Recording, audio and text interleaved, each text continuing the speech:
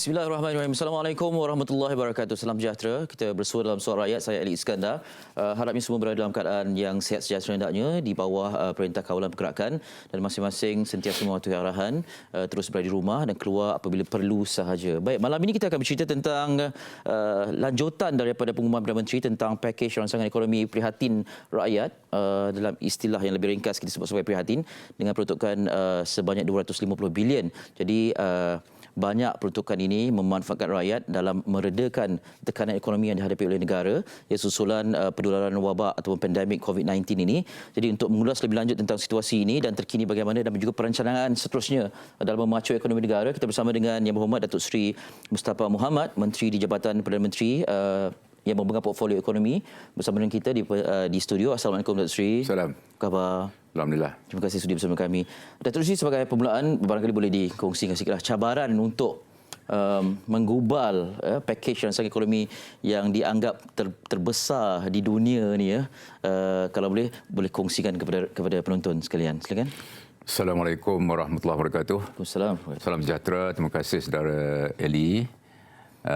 Sudah pasti sekarang ni topik yang paling hangat yang dibahaskan di seluruh pelosok tanah air ialah mengenai prihatin ataupun pakej prihatin rakyat. Dan memanglah banyak cabaran yang kita hadapi. Sebenarnya ekonomi negara kita ni pada suku keempat hujung tahun lepas lah sudah mula menunjukkan tanda-tanda perlahan. Sudah perlahan lah, mula perlahan. Jadi apabila tibanya krisis COVID ini, sudah pasti ia tambahlah sikit beban kita dalam merancang strategi untuk ekonomi negara. Jadi cabaran yang paling besar yang kita hadapi ialah untuk menggubal satu pakej yang berkesan dalam tempoh singkat. Kerajaan baru, Perdana Menteri baru, Menteri Ramai yang baru, ya. Pegawai kerajaan pun baru nak biasa dengan menteri, ya. Jadi ini cabaran yang besar. Tetapi oleh kerana adanya kerjasama yang rapat antara pegawai kerajaan dengan para menteri, dan kita ada seorang Perdana Menteri yang cukup lama pengalaman, lebih 40 tahun dalam politik, Menteri Kanan yang berpengalaman juga, 4 Menteri Kanan semuanya mempunyai pengalaman tertentu. Kita ada seorang Menteri Kewangan yang baru tetapi mempunyai pengalaman luas dalam bidang perbankan. Jadi walaupun kita menghadapi pelbagai cabaran, kerajaan telah berjaya untuk memperkenalkan satu pakej yang secara umumnya diterima baik oleh rakyat. Kita harus sedar bahawa pakej pertama ialah pada 27 bulan Februari.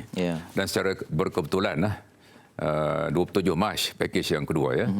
Jadi pakej yang kedua ni saya rasa seminggu lah kita ambil masa untuk menggubal pakej ini. Maka tak tidur malam lah. Dia siang dan malam.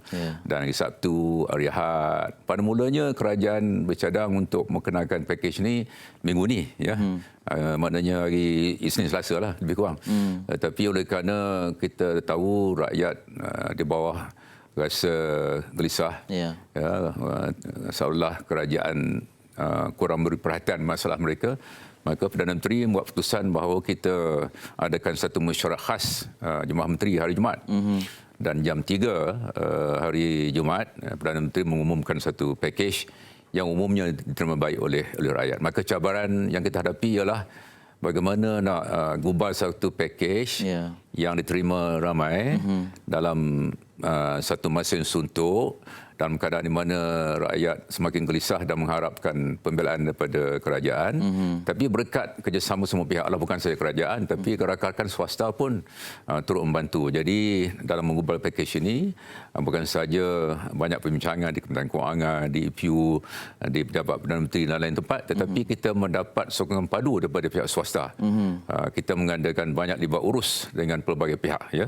Merantasi pelbagai sektor dan pelbagai kaum, pelbagai pelosok tanah air, ya, kita juga telah menubuhkan, Perdana Menteri menubuhkan Majlis Tindakan Ekonomi. Jadi bertepatanlah majlis tubuhkan pada 11 hari bulan 3 dan mesyuarat pertama 16 bulan 3. Maknanya 3-4 hari selepas ditubuhkan dah mesyuarat dah.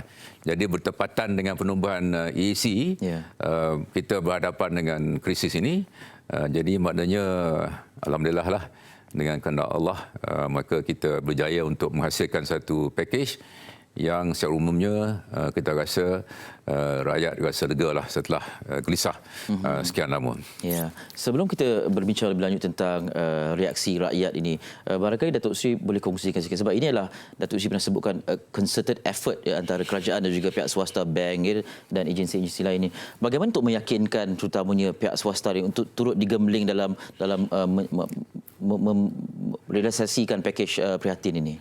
Kita bernasib baik di Malaysia kerana kita dah lama memperkenalkan konsep persyarikatan Malaysia. Di dalam setiap penggubalan dasar memang dulu lagi sejak tahun 90-an. Sudah 30 tahun kita mengamalkan konsep ini dipraktikkan, di mana libat urusan swasta ini perkara biasa. Saya pernah menjadi Menteri MITI umpamanya 9 tahun di sana, dan salah satu daripada perkara utama yang saya lakukan ialah untuk sentiasa berinteraksi dengan swasta. Jadi saya ucap terima kasih kerana swasta memang amat berminat untuk memberi input kepada kerajaan, dan hari-hari lah kita jumpa swasta ini, pelbagai kumpulan ya kita jumpa, sudah pasti tidak mencukupi. Bukan swasta saja, ahli-ahli akademik, dan dalam Majlis Tindakan Ekonomi kita ada wakil swasta dan mereka juga memberi pandangan yang memiliki perspektif sektor swasta. Jadi ini telah memperkayakan lagi pakej kita lah. Sudah pasti kalau kita cuma bergantung kepada Kementerian Kewangan ataupun unit perancangan ekonomi atau Bank Negara dan kerajaan semata-mata, sudah pasti pakej yang kita hasilkan ini tidak selengkap itu. Yang penting swasta ini mereka memahami keadaan. Kita kerajaan, kita menguruskan ekonomi negara, kita mengubah dasar, melaksanakan dasar, tapi swasta ni dia berniaga hari-hari. Jadi apabila perniagaan pun merosot dan merudum lah, macam hotel, industri perhotelan, ada yang menggunakan perkataan nazak hotel-hotel ni, memang mengikut angka yang kita dapat, okupansi ataupun kadar penginapan hotel ni cuma 6% 3-4 hari ni. Jadi daripada 80% turun 6%. Cuba bayangkan betapa besarnya cabaran yang dihadapi oleh sektor hotel. Jadi sektor hotel dan pelancongan adalah sektor yang paling teruk terjejas. Jadi mereka pun tampil ke hadapan, persatuan mereka tampil ke hadapan untuk memberikan kita dua perkara. Yang pertama, keadaan semasa, bagaimana mereka terjejas teruk. Yang keduanya, mereka mengukakan carangan bagaimana kerajaan boleh bersama mereka membantu cuba mengurangkan masalah. Kalau nak selesai itu memang susahlah. Kerana ini krisis yang berat yang kita hadapi ni, tak pernah kita hadapi. Luar biasa yang kita berlaku ni. Kita ada PKP tak boleh keluar, polis di jalan dan tentera. Kita bersama keluarga, alhamdulillah lah. Traffic jam biasa, tak ada traffic jam 3-4 hari raya puasa atau raya Cina, 3-4 hari. Sekarang ni tak ada trafik dah 2 minggu lebih dah. Ini luar biasa, luar biasa semuanya. Mungkin udara pun semakin bersih. Tetapi oleh kerana kita ni terhad pergerakan kita, kita pusing keliling rumah lah. Kalau siapa yang selalu beresia di ataupun exercise di Lake Garden ke Putrajaya ke Titi Wangsa ke di dekat sini Kiara ke atau keliling Musim Melaya, mana-mana tepi pantai, maka semua ni terencat ya. Maknanya luar biasa kerana kita sukar untuk riadah ya. Orang yang main bola ke volleyball ke netball ke golf ke, semua tak boleh belaka. Jadi ini tak pernah dalam sejarah lah kita berhadapan dengan keadaan di mana kita terpaksa menghadkan pergerakan kita. Tidak ada traffic jam dah 2-3 minggu ya. Tak boleh keluar, masuk lock up kerana mengengkar perintah polis ya. Jadi kita menghadapi keadaan yang amat serius lah. Krisis COVID ini krisis yang serius, dan kerajaan mana serius, kerajaan mengambil kira pandangan daripada rakyat. Dan kita di urusia Majlis Tindakan Ekonomi menyediakan laman web untuk membolehkan rakyat mengukuhkan pandangan, dan lebih 2,000 pandangan kita terima, dan kita masih lagi menerima pandangan. Ya, jadi maknanya semua rakyat berminat untuk memberi sedikit banyak pandangan, dan kita bersyukur kerana dengan pandangan yang diberikan itu, maka kita dapat menggubal dasar yang lebih berkesan demi faedah rakyat. Ya, Datuk Sri, hari ini 1 April moratorium dilaksanakanlah, dan banyak lagi package. Orang putih dia kata April's Fool, maka dia tak percaya. Tak percaya. Beberapa tindakan dilaksanakan tak percaya. Walhal dah mula dah. Dah mula tak kena bayar sewa bagi kelompok tertentu. Dah mula dah moratorium bayaran pinjaman pokok ataupun bunga. Dia dah bermula dah. Walaupun April's Fool lagi ni 1 April dah mula dah. Itulah dia. Cuma yang belum lagi mungkin rakyat tunggu ialah BPN ni. Itulah dia. Prihatin ni belum sampai lagi, insya-Allah. Secara berperingkat lah, mudah-mudahan rakyat bersabar untuk menantikan segala yang dijanjikan kerajaan. Datuk Sri menyebutkan sebelum ni dalam satu terbual, memastikan perut terisi, to put food on the table, dan tidak ada seorang pun yang tertinggal. Nobody is left behind. Seboleh-bolehnya. Tapi pada masa sama, dirasakan tak boleh nak memuaskan hati semua orang. Jadi bagaimana mengharmonikan situasi ini, memberikan pakej rangsangan ini pada masa sama, nak sentuh setiap itu memang susah barangkali. Yang pertamanya ungkapan food on the table dan no one left behind ini ungkapan-ungkapan yang digunakan oleh Perdana Menteri. Ya. Saya cuma ulanglah. Jadi Perdana Menteri memang menekankan perkara ini, maknanya nak pastikan tidak ada rakyat Malaysia yang tidak ada kemampuan untuk membeli makan, makanan, ataupun tidak ada akses kepada bekalan umpamanya. Yang keduanya, mana kalau boleh nak semualah. No one is left behind, jangan ada yang terpinggir. Maka ini adalah janji yang besar sebenarnya. Ini merupakan KPI kepada pegawai kerajaan. Maknanya ada satu unit laksana nama di Kementerian Kewangan. Mereka tugaskan untuk pantau semua janji ini dilaksanakan. Sudah pasti tak boleh sekaligus. Tapi yang penting kita nak pastikan semua berjalan dengan baik. Yang pentingnya kita cadang kepada pihak tertentu, umpamanya yang BPN ini yang dijangka bermula April ni akan dibayar, ya. BPN ini adalah kalau B40 RM4,000 ke bawah pendapatan. Kalau M40 RM4,100 hingga RM8,000. Jadi untuk RM4,000 ke bawah sudah ada maklumat lengkap. Siapa yang dapat BSH itu, ya, dulu BRIM sekarang BSH, ya, memang dah ada, tak ada masalah. Bagi RM4,100 hingga RM8,000, maklumat ada dengan lembaga hasil dalam negeri, kan. Tapi yang Perdana Menteri tekankan ini yang dulu dapat BSH, yang dulu tak dapat, sekarang yang layak, mungkin mereka terceceh. Jadi kita dah cadangkan supaya diwujudkan seperti satu one-stop center lah, untuk menerima panggilan-panggilan ke laman web ke, untuk bolehkan mereka yang terceceh.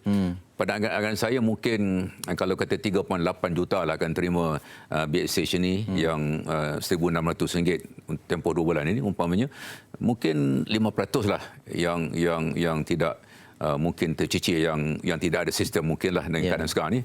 Itu akan translate kepada kira 200,000 household ataupun di rumah. Maka kumpulan ini yang kebanyakan dapat. Kalau ke 3.8, 3.6 tak ada masalah. Dah ada.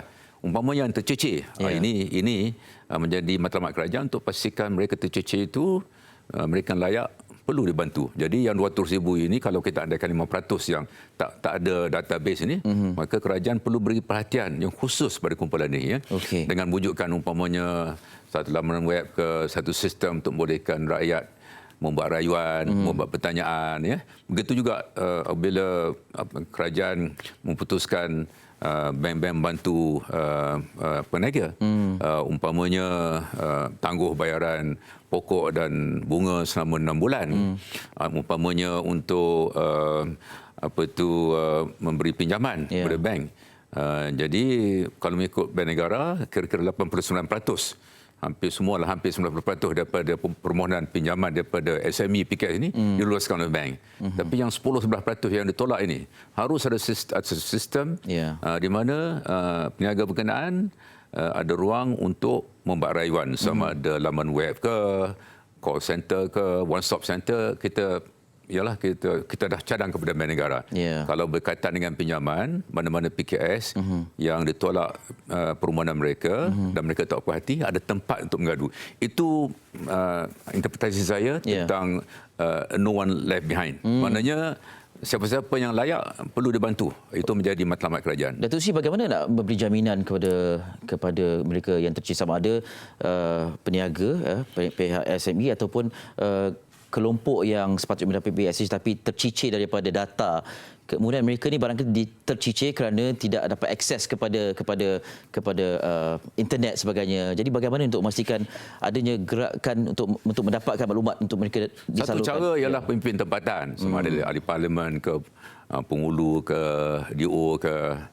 Bagi di Sabah Sarawak yang terpencil, kerajaan memang sudah memikirkan satu kaedah lah bersama dengan pihak-pihak berkenaan untuk pergi ke kawasan berkenaan. Sabah Sarawak sana tempat itu 5-6 jam dengan bot laju umpamanya. Jadi masalah ini lebih rumit di Sabah dan Sarawak.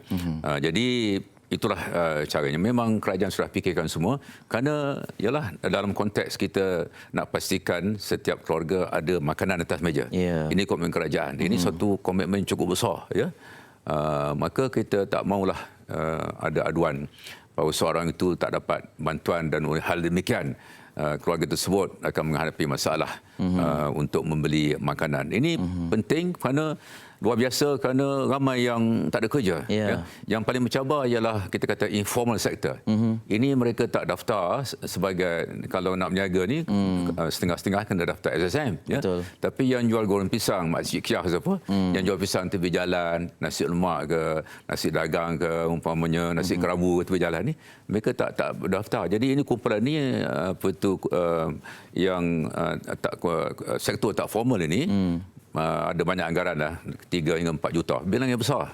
Jadi bilangan ini oleh kerana mereka ni tidak berdaftar dengan SSM, mungkin kalau nak dibantu PKS umpamanya mungkin mencabar. Jadi itu antara pengajaran yang kita dapat daripada krisis ini. Iaitu kena ada satu pengalaman data yang mantap, yang robust database. Ini penting. Jadi kita perlu galakkan PBT. Data tu mungkin ada. PBT ni mungkin ada data, cuma yang berdaftar lah, ada lesen lah. Tak lesen mungkin tidak ada. Jadi ini satu pengajaran yang boleh kita gunakan, iaitu untuk masa depan ni kita perlukan kita ada data yang lengkap. Orang putih kata sekarang big data analytics, big data. Itu antara. Satu lagi yang kita belajar ialah perlunya pendigitalan dalam masyarakat. Kalau negara China, kalau e-commerce, e-wallet ni kira-kira 62%. Kita e-wallet bawah 8% saja. Jadi kenapa tak boleh 100%? Jadi ini perkara yang kita belajar. Jadi setiap musibah itu ada hikmahnya. Hikmahnya kita muhasabah, apa yang kita lemah, antaranya ialah data. Data untuk sektor informal. Di Itali, ada satu ekonomi dipanggil underground economy, yang ni mafia macam-macam lah. Jadi sekarang ni kerajaan Itali pun cuba nak membantu mereka ni. Jadi itu pun mungkin susah juga. Pasal setengah-setengah di Italinya mereka mungkin orang yang melanggar undang-undang. Tapi dalam keadaan sekarang, undang-undang pun perlu makan. Walaupun seorang itu mungkin penjenayah, dia ada hak untuk dapat makanan. Jadi oleh demikian kita perlu antara perkara yang kita belajar daripada musibah ini ialah kita perlu ada database yang mantap, supaya senang kita nak salurkan bantuan. Yang keduanya perlunya tingkatkan usaha untuk pendigitalan. Tak ada sebab dalam kerajaan. Dalam kerajaan ini banyak lagi fungsi kerajaan belum didigitalkan. RTM, TV3 sudahlah. Jadi ini antara perkara yang kita perlu perbaiki untuk pastikan bahawa apabila kita nak buat sesuatu, maka kita tidak ada masalah yang besar kerana kita ada pengalaman data yang mantap. Baik, itulah dia pentingnya sekarang ni era big data dan keupayaan untuk data mining ini. Datuk Seri, kita berehat seketika. Lepas ni kita bincang lebih lanjut tentang pakej prihatin ini dalam Soal Ayat. Teruskan bersama dengan kami.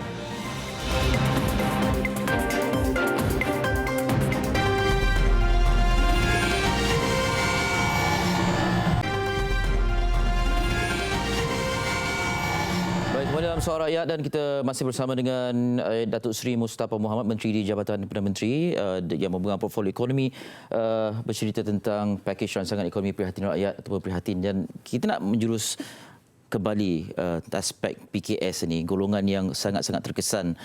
Barangkali apa yang telah dihebahkan mendapat pelbagai reaksi dari kelompok ini, dan setakat 1 April lepas fasa pertama PKP ini, apa yang boleh Datuk Seri kongsikan? Secara umumnya kita ada beberapa kelompok lah yang diberi perhatian dalam pakej perhatian ini. Yang pertama rakyat lah. Rakyat yang diberi perhatian khususnya B40 dan M40. Ya. Itu rakyat. Yang keduanya perniagaan. Perniagaan yang besar dan kecil. Ini dua kelompok yang penting. Yalah, yang penting juga yang ketiga pegawai kerajaan, barisan hadapan. Ya, doktor-doktor yang menjadi hero kita. Doktor, jururawat dan warga Kementerian Kesihatan.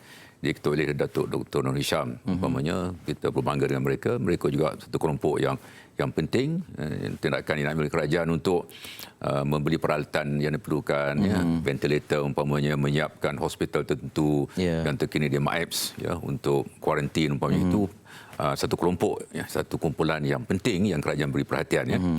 Kita nak jaga kesihatan. Kalau kematian dan juga yang telah yang positif COVID-19 ni, itu merupakan fokus kita. Itu sebabnya diadakan PKP. Jadi satu lagi ialah PKS. Golongan ini golongan yang besar. 907 ribu lebih kurang PKS ini, dan lebih kira-kira 75% adalah mikro. Mikro ni kecil. Kecil mana pekerjanya 5 ke bawah. Dan pendapatannya 300,000 ke bawah setahun lah. Ini ramai yang makcik kiah, dan juga jual nasi lemak dan peniaga di pasar, pasar tani umpamanya, kumpulan. Jadi kumpulan ini 75%. Jadi apabila pakej dilancarkan pada 27 Mac, umumnya diterima baik oleh rakyat. Tetapi kumpulan yang antara kumpulan yang paling bising lah kata, yang paling banyak mempunyai masalah ialah kumpulan PKS. Dan kerajaan amat terbuka. Kerajaan ini terbuka. Kita ialah seperti yang disebut oleh Perdana Menteri dan ucapan beliau, hujung-hujung ucapan hari Jumaat, petang Jumaat itu, menyatakan we are not perfect. Kita tak sempurna. Satu admission yang melambangkan betapa humility, tawaduk yang amat Perdana Menteri lah, menyatakan bahawa tak perfect, dan jelas ada beberapa perkara yang perlu dilihat semula. Dan sebenarnya kerajaan minggu ni diarahkan, sepanjang minggu ni diarahkan oleh Perdana Menteri hari Sabtu Ahad lagi, supaya kita serta-merta mengadakan perbincangan dengan kelompok-kelompok tertentu. Dan kelompok yang paling penting ialah banyak kumpulan. Ada rakyat biasa, ada korporat besar, tapi kumpulan PKS ini kerana banyaknya bilangan mereka, maka diarahkan Perdana Menteri untuk mengadakan libat urus. Jadi Kementerian Kewangan rancak mengadakan, Menteri Kewangan sendiri berjumpa mereka, saya pun bersama-sama untuk mengikuti pertemuan itu. Saya juga berjumpa dengan beberapa PKS, pihak lain juga Bank Negara, berjumpa dengan mereka. Jadi kita sudah selesai berjumpa dengan mereka, dan kita sehari dua lagi akan menimbangkan rayuan daripada mereka. Maknanya Perdana Menteri amat prihatin, dan saya ucap terima kasih kerana kawan-kawan ada yang konstruktif, ada positif, ada juga yang lanyak kita habis-habisan. Biasalah. Kita alhamdulillah, saya ucap terima kasih kawan-kawan semua, termasuklah swasta yang banyak beri pandangan, dan kita mendengar denyut hati rakyat, dan hakikat bahawa kita bersedia untuk melihat kembali kepada beberapa bantuan yang diberikan kepada PKS yang difikirkan boleh diperbaiki. Jadi kita sudah berbincang. Isu utama PKS ini ialah nak bayar gaji macam mana. Gaji, 3 perkara: gaji, sewa dan api air, utilities. Ini kos yang paling utama. Yang mikro ni, ramai mereka tak pergi ke bank. modal sendiri ataupun setengah-setengah mungkin tekun amanah ikhtiar lah.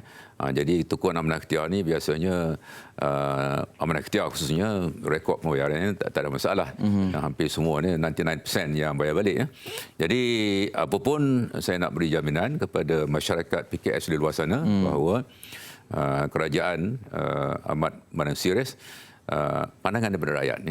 Satu kelompok lagi ialah syarikat besar ni. Ini dalam bidang pembuatan. Kerana pembuatan ini ialah sektor yang penting. 24% dari keluaran negara yang bekerja sektor ini pun hampir 1/3 penyumbang terbesar pada ekspor.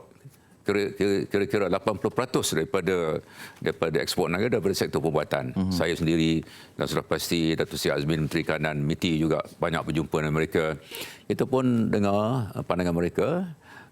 Bukan saya nak janji bahawa kita akan temu semua, tapi saya nak maklumkan di sini bahawa Menteri Kewangan sudah jumpa dengan mereka, saya jumpa mereka, dan Menteri Pengangkutan, mewakili masyarakat Cina pun bawa beberapa pemimpin Persatuan Perniagaan Cina, Bumi Putra pun kita jumpa, India pun kita jumpa. Jadi pada pandangan kami kita sudah hampir siaplah mengadakan libat urus. Kita pun sudah bincang dalaman dengan Bank Negara semua. Malah hari ini pun ada pertemuan khusus untuk bincang perkara berkaitan PKS. Jadi ini penting kerana mereka ini nadi negara lah. Kerana ramai 62% daripada rakyat Malaysia bekerja dalam bidang PKS. 2/3. Dan bayangkan kalau berlakunya pengangguran ataupun bisnes langsung tidak ada, penutupan syarikat-syarikat, dan sudah pun berlaku. Kita sudah maklum bahawa banyak retailers, peruncit-peruncit sudah pun tutup kedai. Kerana tidak ada pelanggan. Tak ada pelanggan, kalau buka pun tak guna, tak boleh keluar. Jadi kita, Perdana Menteri dan Kerajaan Malaysia amat sedar dan prihatin, dan sudah pun diarahkan kami, Menteri Kewangan dan kami semua untuk berjumpa mereka. Kita sudah berjumpa dan kita sudah bagi laporan awal kepada Perdana Menteri, dan beliau mau disegerakan keputusan mengenai beberapa perkara yang dipohon oleh mereka. Dengan sesi libat urus bersama dengan pihak-pihak atau kelompok-kelompok perniagaan ini, termasuklah PKS dan sebagainya ini, adakah dilihat akan ada penilaian semula dari segi peruntukan selepas ini? Kita sekarang ni masih lagi di peringkat perbincangan. Kita sekarang peringkat mendengar. Kita sudah dengar dan kita kumpulkan segala apa yang mereka pohon, dan sudah pasti Menteri Kewangan akan melihatnya. Jadi pada setakat ini saya tidak boleh nak beri apa-apa kepastian. Yang penting ialah dua perkara. Yang pertama, kita sudah mendengar, dan kita sudah pun bincang. Yang keduanya, keputusan akan dibuat berkaitan perkara ini dalam masa terdekat. Itu dua perkara yang boleh saya berkongsi dengan para pendengar sekalian. Okey, baik. Tadi Datuk sebutkan tentang sektor pembuatan yang peratusannya tinggi dalam ekspor negara ini. Dengan situasi berlaku ini yang terkesan bukan hanya Malaysia tapi satu dunia pun terkesan. Jadi banyak perkara terencat disebabkan keupayaan untuk kita keluar masuk dan sebagainya ini. Jadi bagaimana Malaysia mengimbangi situasi ini supaya terjana masih sedikit ada penjanaan ekonomi di situ? Jadi dalam hidup ni kita kena ada buruk ada baiknya. Datang ke sini ke studio ada benda tak boleh buat di rumah, jadi kita timbang. Jadi oleh kerana TV3 lebih penting, saya korbankanlah apa di rumah. Jadi dalam dunia kita kena imbangi. Jadi dalam hal ini dua perkara, iaitu kata life dan livelihood. Life mana nyawa, livelihood macam cari makan lah. Jadi harus ada keseimbangan. Jadi ini satu perkara yang penting. Dalam konteks Malaysia, pada peringkat awal memang sampai sekarang pun kesihatan nombor satu. Utama nombor satu. Yang penting sekali ialah pastikan bahawa penyakit ini dapat bendung, orang kata nak flatten the curve, supaya dapat dikurangkan yang ada positif COVID-19, kematian. Itu menjadi hasrat kita. Dan kita alhamdulillah lah, kadar kematian kita berbanding yang infected ni rendahlah kalau berbanding dengan Spanyol atau Itali. Kadar kematian Malaysia rendah, jauh lebih rendah. Dan ini melambangkan kecekapan sistem kesihatan kita. Itu nombor satu. Tetapi setelah dilaksanakan, apabila tak boleh keluar, tak boleh mengeluarkan barang-barang untuk ekspor umpamanya, kerana kalau ekspor terencat maka negara pun menghadapi masalah dari segi mata wang. Banyak lagi lah yang akan terkesan. Jadi kerajaan memahami perkara ini di bawah kepimpinan Datuk Seri Azmin Ali, Menteri Kanan MITI. Mereka telah berjumpa dengan syarikat berkenaan. Dan yang pentingnya, saya difahamkan kira-kira 12,000 lah permohonan telah dimukakan, lebih 4,000 sudah pun diluluskan. Jadi maknanya ada kelonggaran, khusus bagi makanan. Kalau kilang makanan tutup, macam mana dah? Yang kedua, untuk barang-barang perubatan. Itu memang tidak ada tolak unsur lah, dibenarkan beroperasi. Tapi beberapa sektor lain termasuklah bidang elektronik umpamanya, kerana syarikat-syarikat ini dia membekalkan komponen untuk dunia. Jadi kalau Malaysia ni berhenti pengeluaran, maka syarikat-syarikat negara China, Amerika pun akan menghadapi masalah. Begitu juga lah kalau syarikat China tak bekalkan komponen kepada Malaysia, syarikat kita masalah. Jadi kita dunia dah begitu canggih lah, ya, rantaian ini. Kita integrasi kita dengan ekonomi dunia ni adalah besar dan kita sebuah negara yang terbuka. Jadi ini cabaran-cabaran, tapi yang penting kerajaan mendengar masalah mereka dan hakikat bahawa kelulusan diberikan, bukan semualah, kerana kita nak yang penting kesihatan, ya, itu nombor satu. Maka kalau kita berjaya, maka syarikat boleh kembali beroperasi sedia kala. Tapi kalau kita lepaskan, ya, tak mau menyebut negara lah, setengah negara relax, maka sekarang ni negara-negara tersebut menghadapi masalah oleh kerana tidak adanya kawalan, tidak ada PKP macam kita, MCO tidak ada, ya, semuanya berjalan macam biasa, ya, cuma tindakan tertentu diambil, social distancing umpamanya, maka kita dapati beberapa negara ini kurang berkesan tindakan mereka untuk menangani krisis COVID-19. Kita di Malaysia, alhamdulillah, kita mendoakan, nampak saya dua ni stabil sedikit, kita mendoakan bahawa keadaan akan semakin baik. Dan bila semakin baik, sudah pasti kita kena fikirkan, ya, kita diurus dia sudah mula memikirkan apa yang kita nak buat, ya, selepas COVID ini. Ya, katakan 2 minggu selesai 14 bulan. Kita dah memikirkan apakah langkah-langkah yang perlu diambil untuk pastikan bahawa kita kembali, ekonomi kita kembali rancak, ya, dan kita akan adakan pertemuan dengan ahli akademik, dengan ahli-ahli ekonomi, Persatuan Perniagaan, ya, dan badan-badan yang lain untuk kita mencungkil, mendapat pandangan apa yang perlu kita lakukan untuk pastikan bahawa kita bersiap sedia untuk menghadapi situasi selepas ancaman ini. Dan pasti bukan serta-merta, ada orang kata 6 bulan, 9 bulan, setahun, tempoh itu. Ya, kali benda dinamik. Mula-mula COVID, PKP pertama, kita ingat 2 minggu. Rupanya kita perlukan lagi. Jadi kalau saya kata saya buat suatu pandangan 2 minggu lepas, mungkin hari ini dah berubah. Kenapa? Keadaan kita hakikatnya ada peniaga yang menjangkakan 2 minggu saja PKP. Bila 4 minggu, mereka terpaksa buat perancangan. Begitulah juga bila kita buat ramalan. Jadi mungkin hujung tahun, ya, atau awal tahun depan barulah kita dapat mula pulih, tapi mungkin tak pulih sepenuhnya, ya. Jadi saya nak bagi keyakinan dari rakyat bahawa Sekretariat EC ini sudah pun mula berfikir. Sekarang ni kita tumpu kepada macam mana nak menangani masalah rakyat, ya. Prihatin ini dan PKS, korporat besar, syarikat elektronik, itu tumpuan kita. Tapi kita sudah mula berfikir. Kita kena bersiap sedia, ya. Jadi bermula mungkin hujung minggu depan kita akan memulakan proses untuk berbincang rakan-rakan kita, ahli-ahli ekonomi di bank ke, penganalisis ke, ya, dan tokoh-tokoh korporat, bagaimana boleh kita bersama untuk mengenai masalah ini dan keluar daripada kemelut. Kita harus faham krisis dulu 97-98 itu kita makan masa 2-3 tahun sebelum ekonomi pulih, ya. Dan krisis kedua ialah pada tahun 2008. Itu pun setahun dua, ya, 2003 sekali lagi, 2008, sebelum tu 2003 SARS, ya. Ini 2018, ya, 2020 dah, ya, sekarang ni. Maka maknanya kita dah ada pengalaman, ya. Pengalaman. Kalau lihat kepada 9798, 2003, 2008, ya, maknanya masa ya tentulah perlu diambil sebelum kita pulih sepenuhnya. Yang paling lama ialah 97-98 lah. Itu krisis kewangan yang serius. Tapi itu cuma melanda kawasan timur East Asia saja. Hari ini seluruh dunia. Ya. Amerika pun sekarang ni di segi cases mungkin dah 20%. Kematian lebih 15% dah daripada Amerika. Jadi maknanya sekarang ni yang tinggi, dan kalau tengok beberapa unjuran ya, Amerika ni belum lagi sampai ke puncak, belum peak lagi. Jadi ini maknanya perkara ini masih lagi serius, walaupun di Malaysia alhamdulillah nampak bertahan ya. Tak berani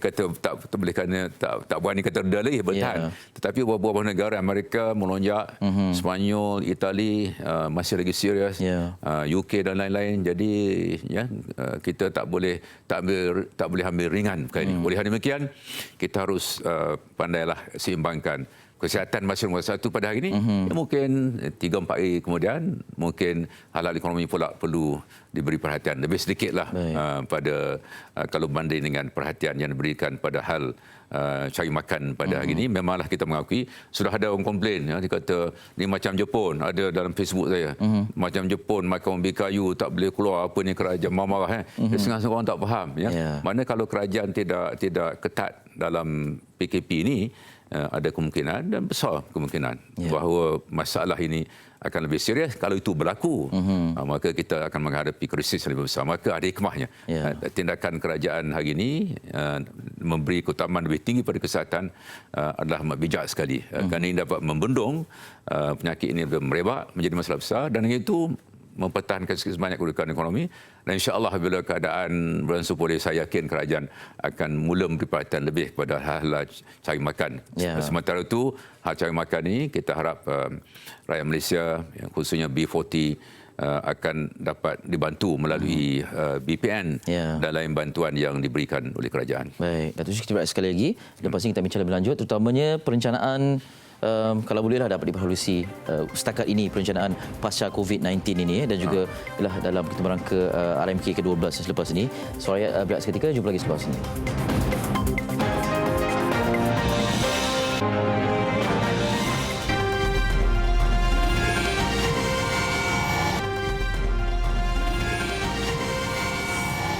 Baik, kembali bersama kami dalam Suara Rakyat. Saya bersama dengan Datuk Sri Mustafa Mohamed, Menteri Jabatan Perdana Menteri yang menjaga hal ehwal ekonomi. Datuk Sri, kita cerita sikitlah, barangkali dapat pandangan daripada Datuk Sri tentang situasi kejatuhan harga minyak dan terendah dalam tempoh 17 tahun ini, dan kesannya terhadap negara kita, terutamanya dalam situasi yang begitu menekan ini. Dalam belanjawan yang dibentangkan tahun lepas, bulan Oktober tahun lepas, untuk tahun ini, unjuran purata harga minyak ialah $62 Amerika Syarikat. Ya. Dan sehari dua ni harga minyak menyunamlah. Umpamanya semalam $21 Amerika bagi crude, dan bagi Brent ialah $26 Amerika. Jadi maknanya 62 turun 26 ya. Penurunan yang amat mendadak. Jadi minyak ni merupakan sumber hasil yang penting bagi Malaysia, dan sudah pasti negara-negara teluk, Arab Saudi, Iran, Qatar ya. Banyak menjaskan ekonomi mereka. Jadi kita pun masih banyak bergantung pada minyak. Bagi pengguna, alhamdulillah ya, mereka dapat merasai harga yang rendah ya. Tetapi bagi kerajaan ya, apabila harga rendah, yang pertamanya hasil kurang. Yang keduanya dividen lah. Petronas ni syarikat milik kerajaan 100%. Maka bila Petronas prestasinya mencabar, sudah pasti jumlah dividennya juga perlu diselaraskan dengan pendapatan. Jadi kesan cukup besar ya. Jadi ini juga satu perkara yang harus rakyat tahu, bahawa kita dalam keadaan di mana kita perlu belanja lebih untuk bantuan prihatin ya. B40 dan juga M40 ni kira-kira 10 bilion itu saja. Jadi kita akan belanja lebih untuk kesihatan ya, untuk beli ventilator. Pada masa yang sama hasil turun Ya, turun. Nanti minyak dan income tax pun, kalau tak ada pendapatan, nak bayar income tax macam mana? Jadi ini cabaran bagi kerajaan. Bukan Malaysia, seluruh dunia lah. Jadi ini keadaan luar biasa. Kerana pendapatan menurun, belanjaan meningkat. Jadi cabaran bagi kerajaan bagaimana nak pastikan bahawa kedudukan kewangan itu dapat distabilkan. Jadi ini juga cabaran bagi kerajaan. Sebahagiannya disebabkan oleh kerana penurunan harga minyak yang mendadak. Ya. Datuk Seri, kedudukan ekonomi Malaysia setakat ini bagaimana? Apabila belanjawan dibentang oleh Menteri Kewangan dahulu, kadarnya dianggarkan antara 4.3 hingga 4.8. Itu kadarnya.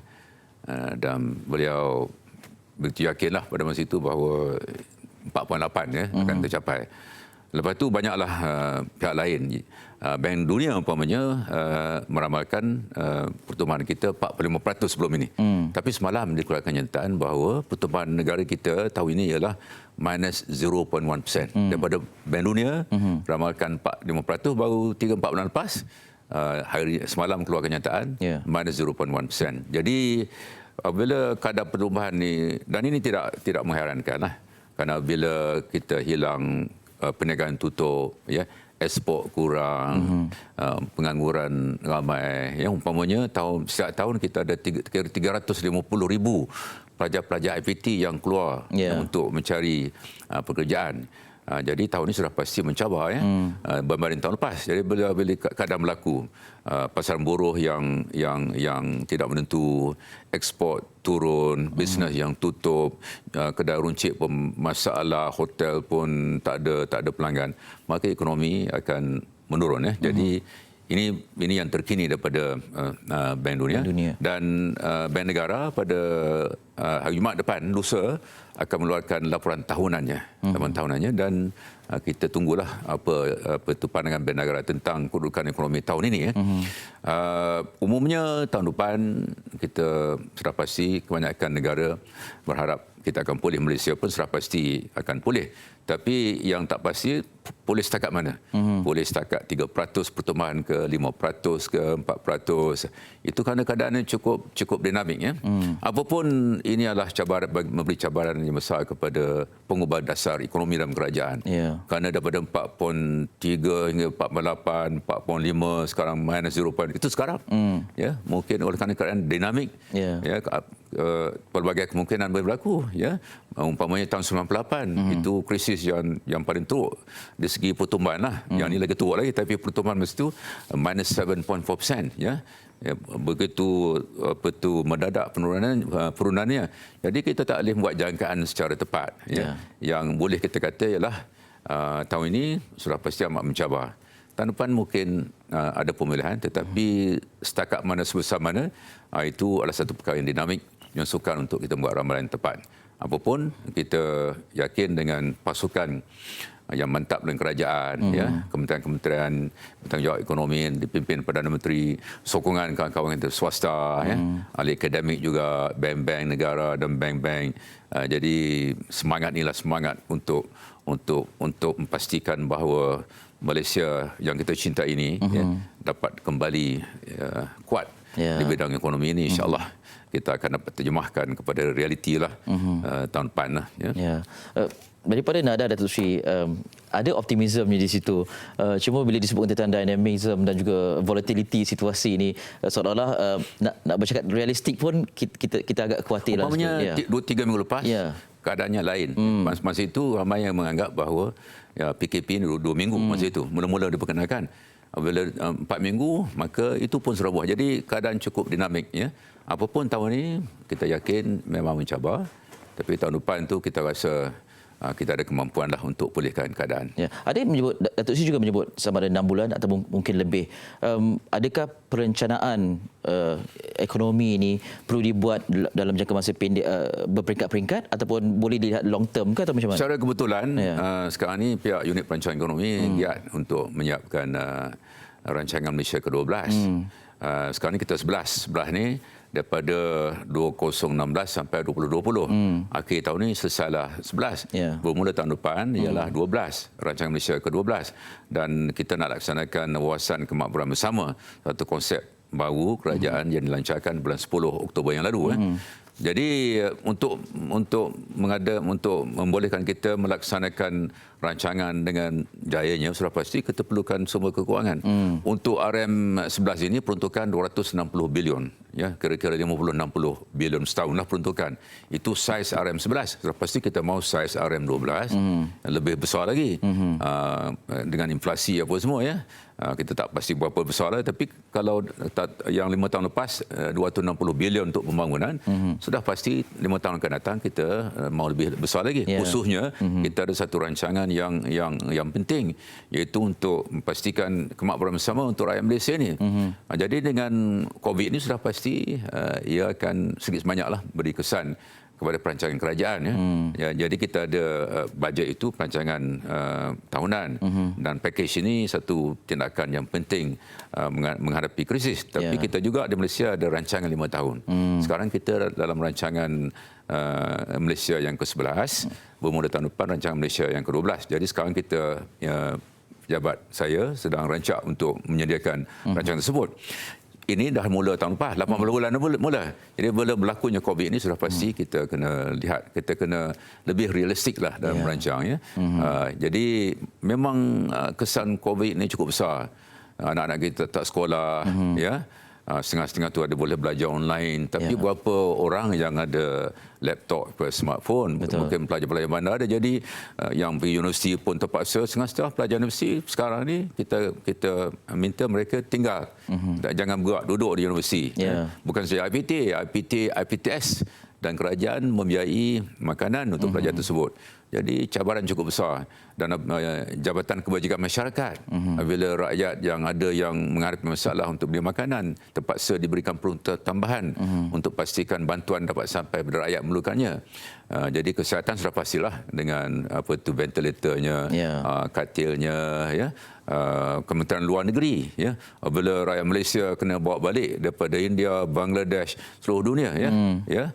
Itu juga memerlukan wang. Jadi keadaan ini memang krisis. Di kala mana kita perlukan lebih belanja untuk NADMA umpamanya yang mengepali usaha-usaha COVID ini, Kementerian Kesihatan, Jabatan Masyarakat. Pada masa yang sama, harga minyak sehari dua ni kalau Brent $25 Amerika. Apa tu ramalan kita ataupun ujaran kita untuk tahun ini $62 Amerika satu tong. Ini cabaran-cabaran yang kita hadapi, tetapi berkat dengan kerjasama, ya, semangat kerjasama antara kita, Malaysia boleh ni, kita yakin kita dapat bersama untuk memikirkan satu perancangan untuk pastikan bahawa ekonomi Malaysia akan kembali pulih, ya. Kita kukuh ekonomi negara kita, tetapi keadaan sekarang keadaan luar biasa. Kita terpaksa mengambil tindakan-tindakan yang pantas untuk mengenai keadaan semasa, tapi pada masa yang sama, dalam masa 2-3 minggu kita harus memikirkan bagaimana kita boleh keluar daripada kemelut ini dengan menjadi sebuah negara yang lebih hebat. Ya. Sebelum-belumnya kerajaan mahu rakyat lihat betapa gigihnya usaha untuk menangani situasi yang cukup menekan ini.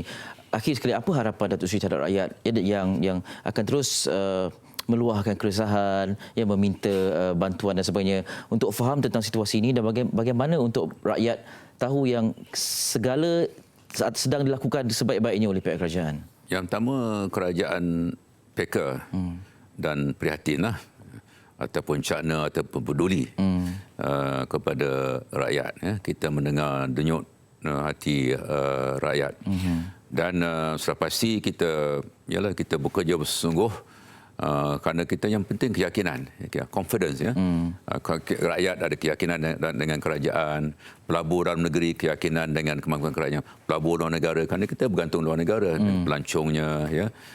Kita berjaya dalam bidang pelancongan. Jadi maknanya sekarang kita menghadapi krisis dan kita gunakan sepenuh tenaga digembelingkan untuk merancang tindakan, dan sudah pun ada prihatin. Jadi masa depan ni maknanya kita keadaan dinamik, tetapi untuk jangka sederhana dan panjang lah, maknanya untuk ujung tahun ini, tahun depan, ya, insya-Allah kan ekonomi kita kukuh. kerana pelbagai ekonominya, ya, rizab antarabangsa pun tinggi, tenaga kerja pun walaupun tak sempurna, ramai yang terpelajar yang mahir. Jadi kita bertuahlah juga kerana kita ada sektor pertanian yang semakin hebat, pembuatan yang kuat lagi, sektor perkhidmatan yang semakin berkembang, syarikat-syarikat gerasi seperti Petronas, Sime Darby apa semua, syarikat-syarikat di bawah naungan PNB, kita ada beberapa syarikat yang sudah belajar menembusi pasaran luar negara, syarikat Malaysia pun ada yang melabur luar negara dan kita harap dapat lebih menarik pelaburan lebih besar lagi. Jadi kita ada institusi, ada pentadbir awam yang cekap, ya. Kita ada sistem kehakiman, parlimen, demokrasi. Baik. Jadi institusinya apa tu asasnya kukuh. Dan kita ada tenaga yang cekap lah dalam kerajaan swasta ke, ya. Jadi insya-Allah kita akan dapat gembelengkan semua ini untuk memastikan kita dengan kerjasama semua pihak dapat kalau sekarang kita rancang ataupun package untuk COVID-19 maka untuk 2-3 minggu selepas ini insya-Allah kita akan mula memikirkan cara bagaimana Malaysia boleh kembali menjadi sebuah negara yang mengalami pertumbuhan yang agak tinggi, inflasi yang rendah. Yang penting kita boleh agihkan kekayaan sama ada di Sabah, Sarawak, Kelantan, Terengganu ke yang miskin, termasuk infrastruktur dan pendapatan. Kita dapat tingkatkan pendapatan mereka selaras dengan wawasan kemakmuran bersama, insya-Allah. Mudah-mudahan. Datuk Seri, terima kasih banyak sudi bersama kami. Datuk Seri Mustafa Mohamed, Menteri di Jabatan Perdana Menteri Hal Ehwal Ekonomi bersama dengan kita, dan sokongan rakyat juga diperlukan untuk memastikan situasi dapat dikawal sebaik-baiknya, dan insya-Allah kita jumpa lagi minggu depan. Saya Ali Iskandar. Assalamualaikum. Selamat malam.